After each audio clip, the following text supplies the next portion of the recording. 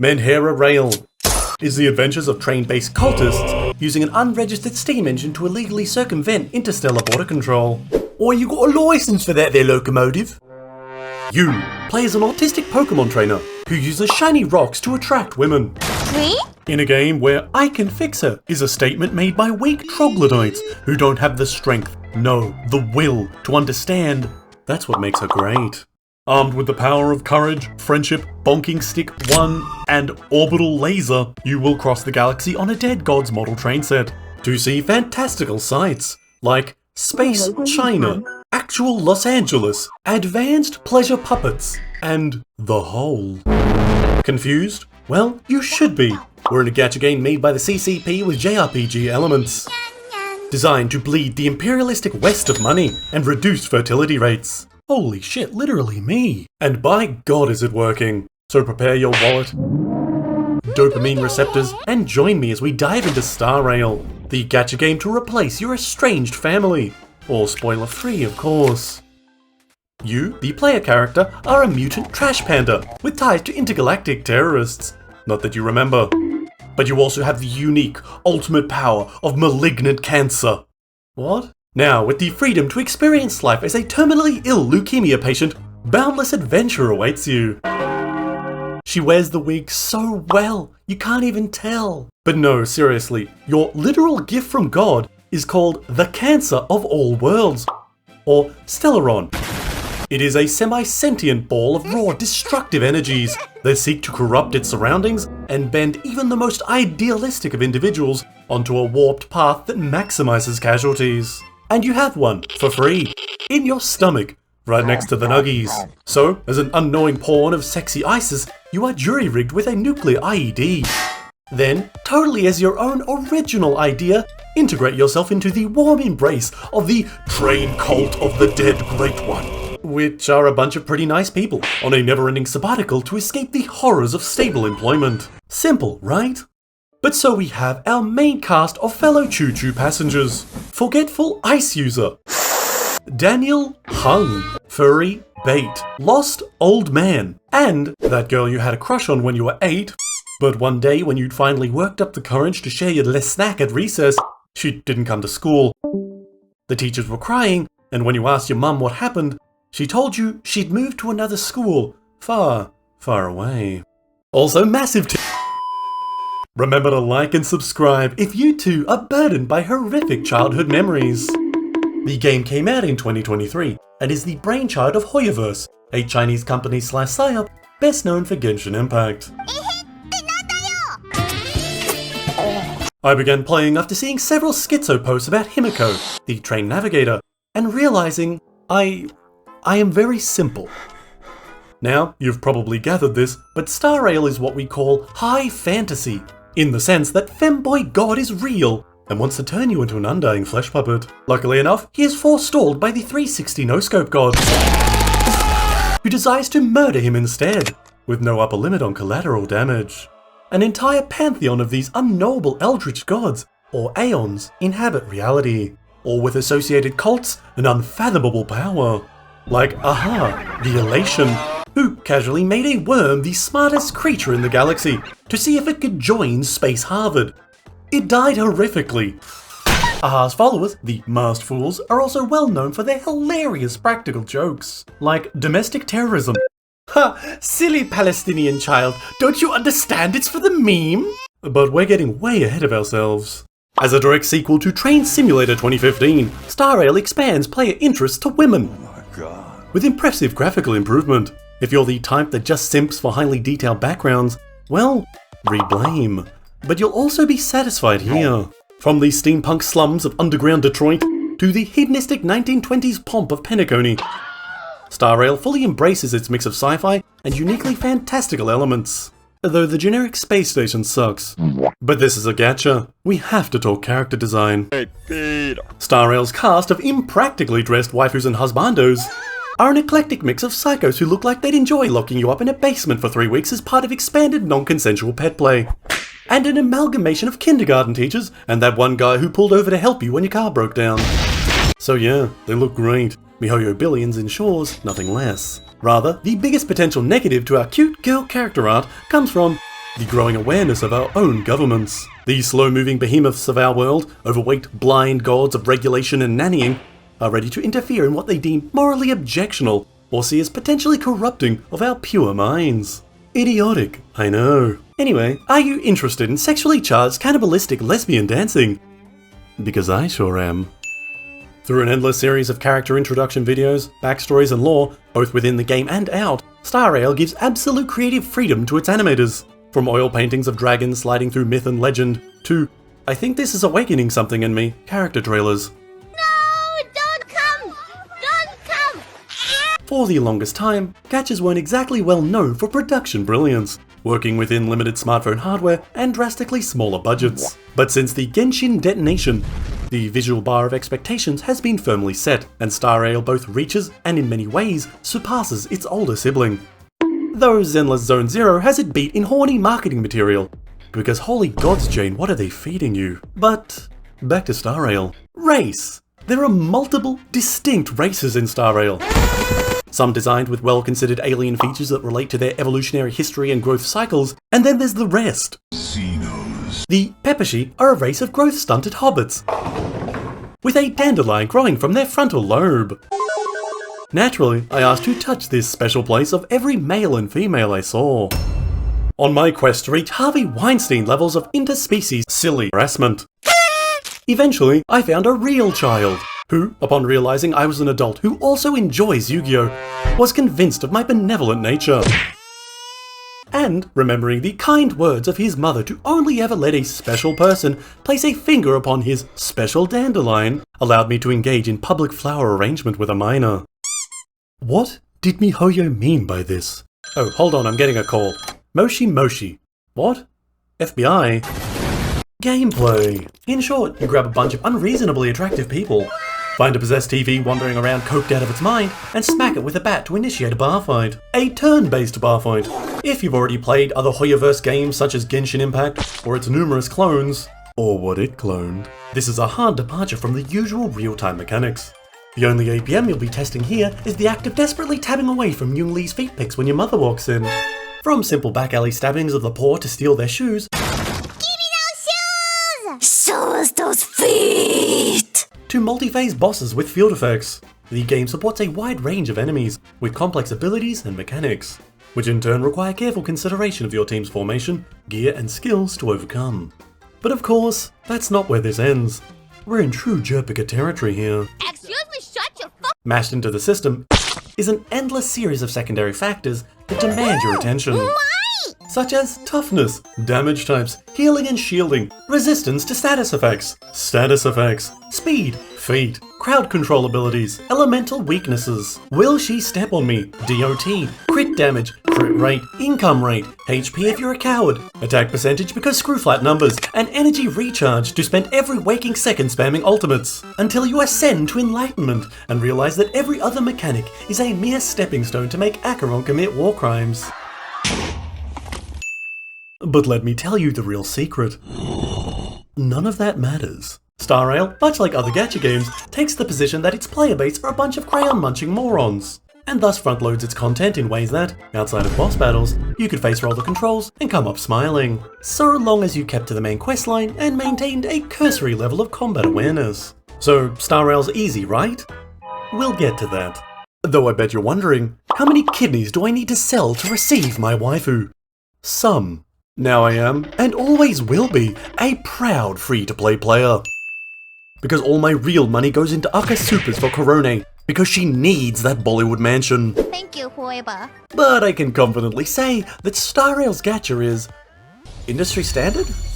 It has a separated character and weapon banner, with consistent rate-up events, along with the usual mechanic of multiple copies of a thing, making the original stronger. It has a decent pity system, meaning that, even if you're exceedingly unlucky, you'll eventually get what you want by shoveling enough gems, the premium currency, into the proverbial furnace. Said currency is also relatively easy to obtain by simply playing the game, and is often liberally gifted out during events or patch releases.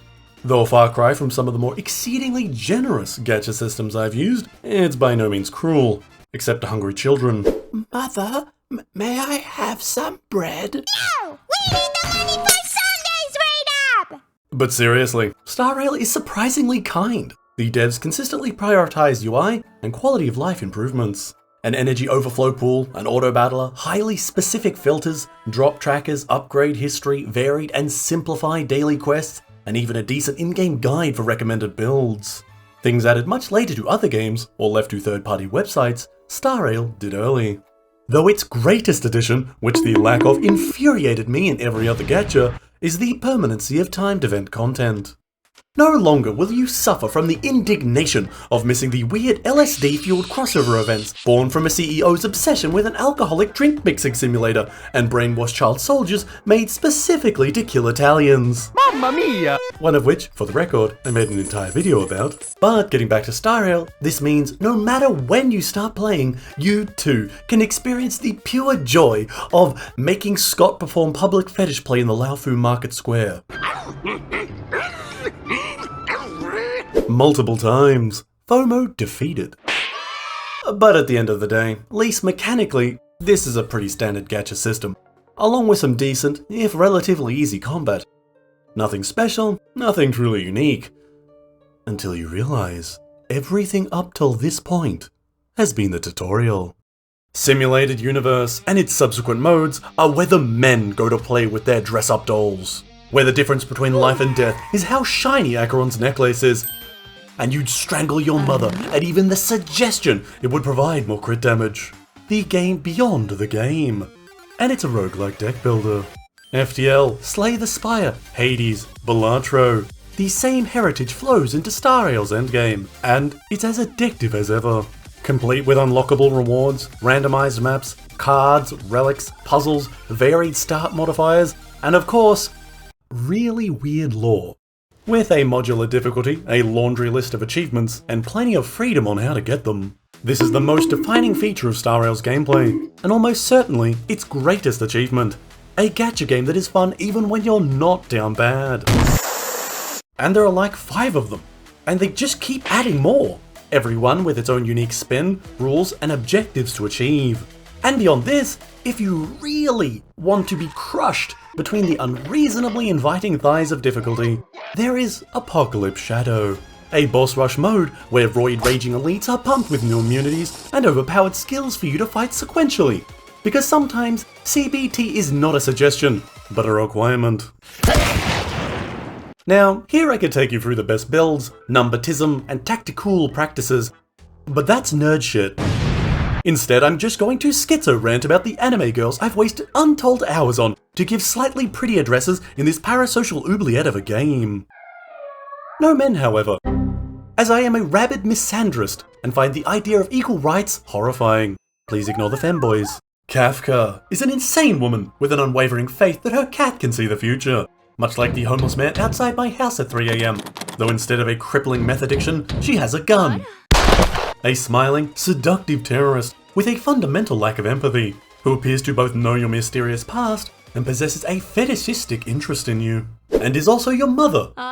Maybe. The jury is still out on that one. Acheron is a Chunibyo suffering from degenerative dementia with a toxic stalker problem. She is constantly wavering between lost child at the play center and grindstone made of purified PTSD. Her story is dark, tragic, and in truth, I only ever comprehend about half of what she says. The rest of the time, I simply imagine our married lives together. And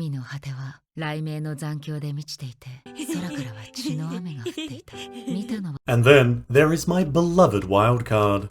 Powered by untreated schizophrenia, Sparkle is the spiked coffee at Alcoholics Anonymous, the grenade thrown during Monopoly, and the pure joy found at the nearest mass casualty event.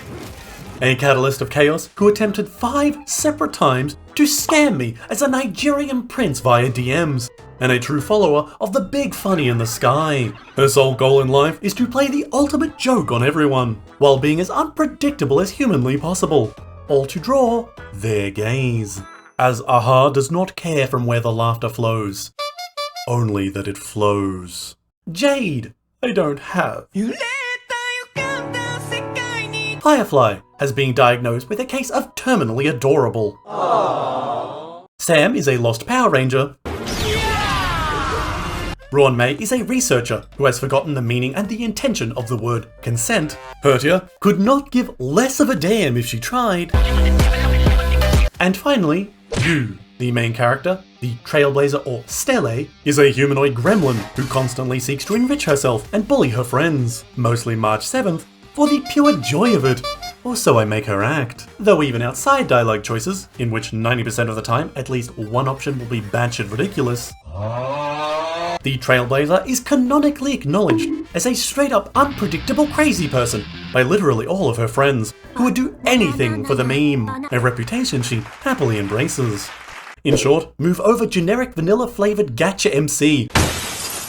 Girl with ADHD and a bat is talking. Though exactly what the Stellaron hunters aim to achieve by smuggling this Ritalin-munching gremlin onto the Astral Express to make friends and have adventures, all the while being indefinitely 9 months pregnant with a solar-scale nuclear weapon, is all a bit hazy. Though if the next stop on the intergalactic railway turns out to be planet Hiroshima, I guess the answer writes itself. Yet, as important as the Trailblazer's origin and purpose is, she is but one component in a surprisingly complex world. From the pensive immortals of the Laofu to the ruthless executives of the company, Star Rail gives us the direct perspective of multiple factions and characters throughout the galaxy. Though at the end of the day, the main story always returns to the crew of the Astral Express, a main story that doesn't disappoint. Except for most of the CN show.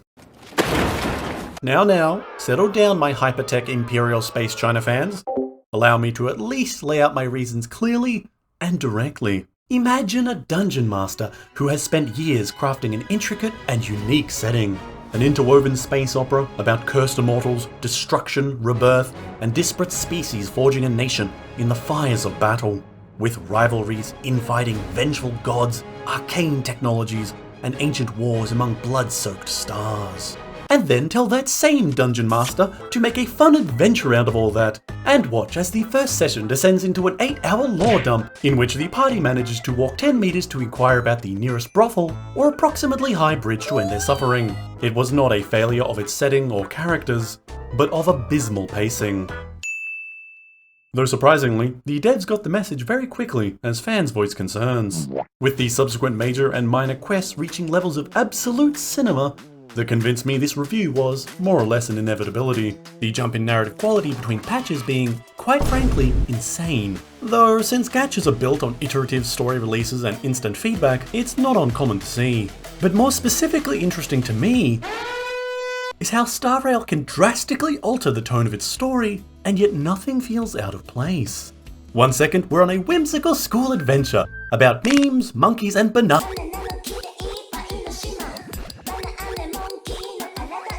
And in the next, we're discussing the war criminal who eugenically purged entire planets in the name of progress, all the while blessed by the Aeon of knowledge. Or how about the time we were having fun messing about with mind control power, and inadvertently caused a woman to spiral into a severe consequential depression, or when we relived the life of a scientist, A fellow scientist. forced to detonate a weapon that obliterates 12 inhabited star systems while held at gunpoint by a middle manager from Walmart. Hey buddy, for the Amber Lord. Put simply, there is madness here, lurking in the cracks between cute girls and quests to save kittens from trees. This is a universe where the godlike Aeons more often than not embody the darker side of human excess, where worship and ritual can and will mutate you into a cancerous, ageless horror doomed to inevitable insanity. Madness is indeed sloshing just beyond the surface, in a setting that holds more genetic similarity to Warhammer 40,000 than it has any right to, and I'm all here for it. Now, there is plenty more to talk about, how the factions of the universe maneuver against one another, the twists and turns of the main quest, the mystery, the lore, the strange divinity of the Aeons, or even how to kill them. But I'll leave some things for you to discover on your own. And so we finally come to it. Given the pros and cons to consider, do I recommend this credit card draining waifu paradise of a game? Yes! Be you a tweaking League player looking for a way to calm down between matches by running within another hamster wheel, or a parasocial weeb who saw breasts and just clicked on instinct, there is something for everyone. Though, if you're a recovering gambling addict, or aggressively impulsive with your spending, maybe sit this one out. Though even for gacha haters, there is nothing stopping you from treating Star Rail as a free, ever-expanding JRPG, or a dating sim with no happy ending. Let me in! Let me in! With solid combat, no content gated behind premium characters, and a progressively better narrative, Star Rail is, at the discounted price of free, worth a shot. Now, there is something to be said about my tastes. It's clear that I, have a type. But that doesn't mean I can't appreciate something a little less bleak. Uplifting even. Heroism against tyranny. A story that doesn't necessarily result in a fear and hunger ending. They'll grow back, right? But there is something here, and I can't help but think this is going to get darker. Star Rail is an unhinged universe. On the surface it presents itself as a simple, fun anime JRPG. But much like its older cousins, horrors lurk beyond. The tragedy of fate, and all its cruelty, is the unspoken theme of Star Rail. That there lies an inescapable end before you, a script pre-written, and a life predetermined. That here, struggle as you might, there are those to whom the buck passes, and suffering is destined. Or so they'd have you think. True freedom, true rebellion against the tyranny of destiny starts at the point of a bat. To step forward when no one else will, to spit in the face of the gods, dig your heels in and say, you and what army? To deny fate the satisfaction, deny failure, and crush the impossible beneath your bat. And to all those who scream you can't, to the empires and divine laws that stand in your way, you will state the only truth. Rules are made to be broken. Heads up, the wheels are spinning across the plains and valleys deep to dawn. The wheels that sing an unending dream. Heads up, the tracks are running across the plains where shadows hide. We run, we strive. Whoa.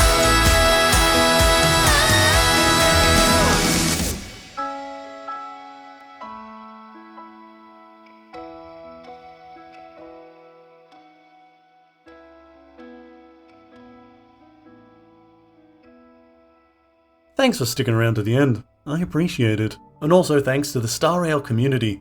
You are so unhinged. I love it. But a truly big thank you goes out to my Patreon members who enable my impulsive behaviors.